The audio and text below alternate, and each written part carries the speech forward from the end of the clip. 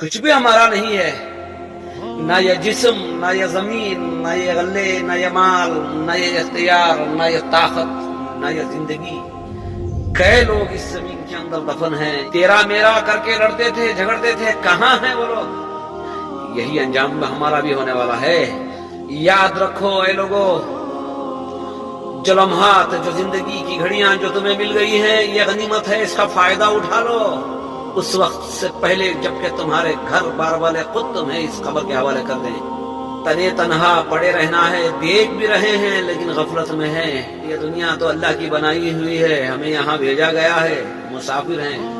کہاں ہیں وہ لوگ جو بڑی بڑی طاقتیں رکھنے والے؟ کہاں ہیں وہ حکمران؟ کہاں ہیں وہ مالدار؟ یہاں تو صرف سناٹا ہے۔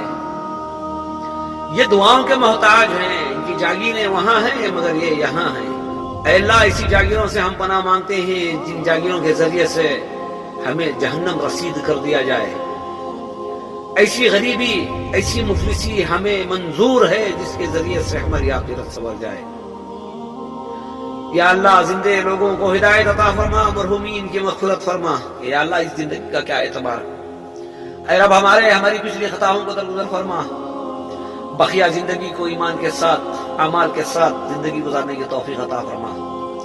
اے اللہ، حرام روزی سے، حرام تجارت سے ہماری حفاظت فرما دے، ایسی صحبت سے بھی ہماری حفاظت فرما جو دنیا اور آخرت میں ہمیں نقصان کھانا پڑے۔ اے اللہ، تو رحم و کرم و عافیت کا معاملہ فرما۔ مولا کریم، ہمیں معاف فرما، ہمارے مرحومین کو معاف فرما۔